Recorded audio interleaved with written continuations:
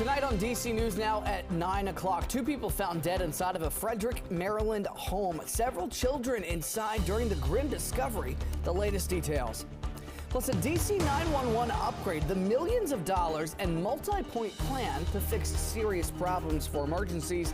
How soon changes can be made as problems persist. An Olympic-sized welcome home. Thousands turn out for Arlington's Tori Husk after becoming one of the most decorated Olympians in Paris. How she also used the moment to give back. And temperatures have been beautiful this weekend, but things are going to change as the heat from the center of the nation is going to be moving our direction. I'll let you know when. Coming up. We'll keep an eye on it. Plus money and medication. We're stretching your dollar with ways to save the most using Amazon's new pharmacy. Plus what you will and won't get online. You're watching the station covering all of the DMV. This is DC News Now. And good evening. Thank you for joining us for DC News Now at 9 o'clock this Sunday evening. I'm Ben Dennis. Before we get to your top story, we want to go right to a fire investigation that was launched in Prince George's County today. According to authorities just this afternoon, they say that it all broke out in Capitol Heights, around 1:30. This is on Peppermill Drive. It's there. Crews saw a fire coming from a single-family home. The cause is still under investigation. All right, concerning details in Frederick County, Maryland. The Frederick County Sheriff's Office says 2 people were found dead inside of a home. This is in New Market. Authorities say that they responded on Mandalong Court around 7 this morning for a reported shooting. 2 adults found dead inside the home. Deputies say their cause of death has not yet been determined. No word if investigators are looking for suspects, but authorities also found 4 children inside of the home. They were unharmed. Meantime, the Hagerstown Fire Department says that 9 train cars derailed near South Burnhams Boulevard. Fortunately, officials say all of the cars were empty. No hazardous materials were spilled. CSX will be on scene to try and get those cars upright. We'll keep you updated as we learn more. Well, all eyes are on a Northern Virginia courtroom. The suspect in the murder of Mamta Bhatt. He is slated to be in court tomorrow. Naresh Bhatt, the husband of Mamta, faces charges for concealing his 28-year-old wife's body after police say she vanished July the 27th. Court records allege the 37-year-old murdered his wife inside their Manassas Park home, dragged her out sometime on or around July 30th. He is facing a concealment of a body charge. Bhatt is slated for a bond hearing tomorrow. He's currently behind bars, according to a judge's order. You can continue following this story, DCNewsNow.com. All right, back here in the DMV, Tori Husk is getting much earned rest at home. The native of Arlington captured 3 gold medals in swimming during the Paris Olympics. Our Dave Laval was among those on hand for that welcome home celebration as the community turned out to say hello. A hero's greeting for a world champion athlete at Arlington's Longbridge Aquatics Center. Tori Husk officially returns home following an amazing performance at the Paris Olympics.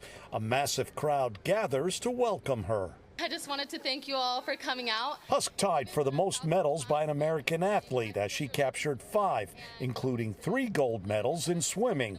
Husk is also among the 4 athletes from around the world who tied for 2nd with the most gold medals. As much as this medal, or all of these medals, are mine, a little piece of it also belongs to you guys because Arlington helped make me the person I am today.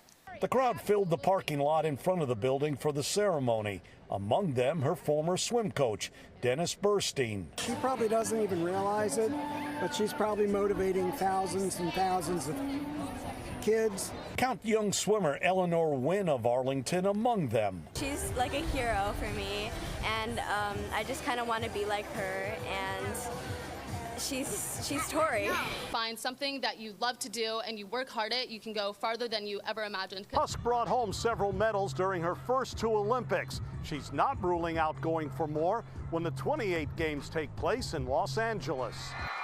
Right now, fans are just glad to have their Olympic champion back in her hometown.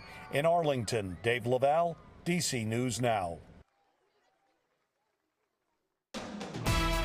Scott Summer getting us up to speed with the forecast. Scott, yeah, a little hot and humid this week, to say the least. Yeah, we're changing the tables here, turning the tables, if you will, from last week. Right now, 79 degrees. This weekend was the transition weekend from the cooler weather last week to the warmer weather coming up this week. Mostly cloudy skies now at this point in time. We've had some clouds off to the north drift in our area, but it'll remain dry this evening. Overnight lows will drop down here into the upper 60s as opposed to the lower and middle 60s they were last night. So expect about 4 or 5 degree warmer temperature here to start your Monday. And here it is. Here's a satellite view that I showed you.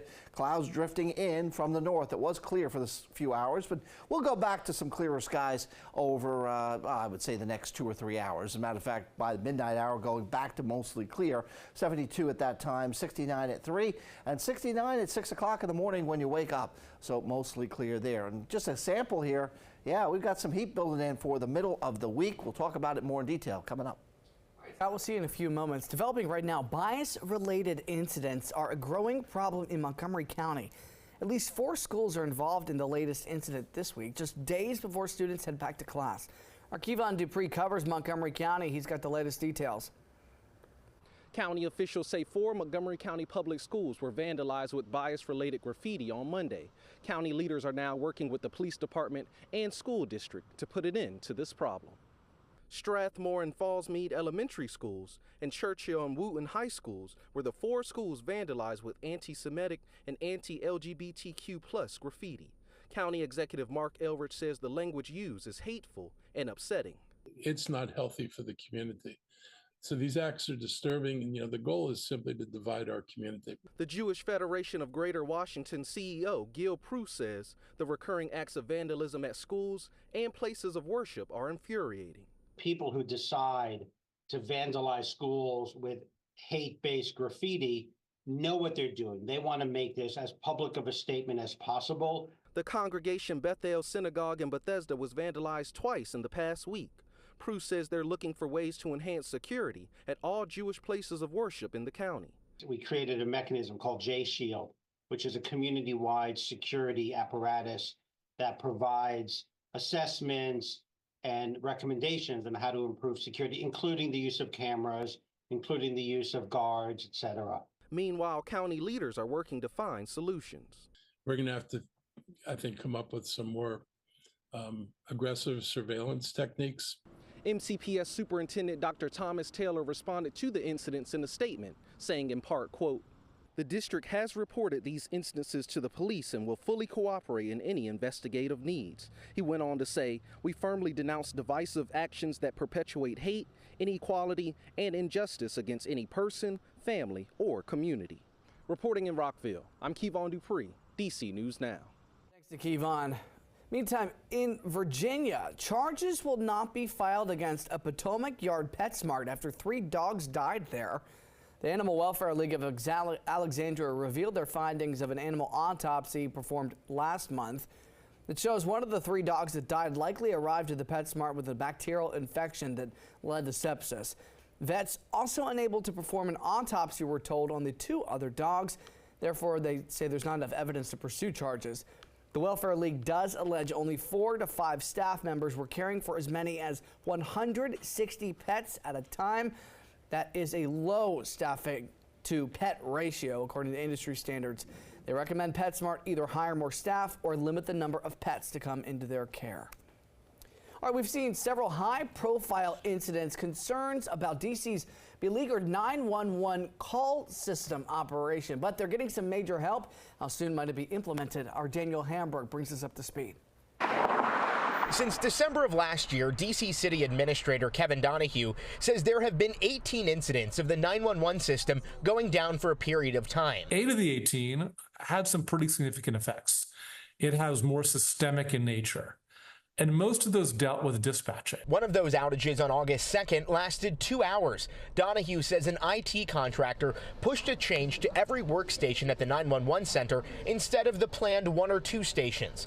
During that time, a 5-month-old died. The family first couldn't contact 911, and then with pen and paper, dispatchers sent medics who were already on another call to the address. Donahue says everyone followed protocol. But the protocol wasn't sufficient to be able to accurately understand that we had a unit that the system showed us available, but in fact wasn't. Donahue says they have a 22-point plan to address the computer-aided dispatch outages. The most important part, equipment upgrades. The equipment we have was not able to keep up with the demands that are being placed on it. $2.5 million of upgrades wasn't going to start until the new fiscal year, October 1st. But because of these incidents, IT now has money to start doing upgrades. We have to learn from that and change how we do things so that there's not going to be another instance of a family in a similar circumstance. Reporting for DC News Now, I'm Daniel Hamburg.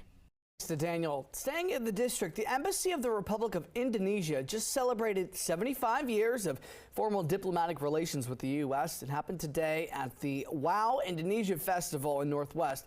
Man, that looks good.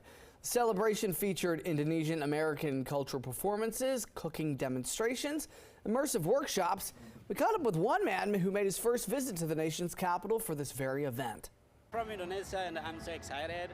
Then this is my first time came to DC. There's a lot of celebration. Like we do dancing, and then the other stage they do another performance.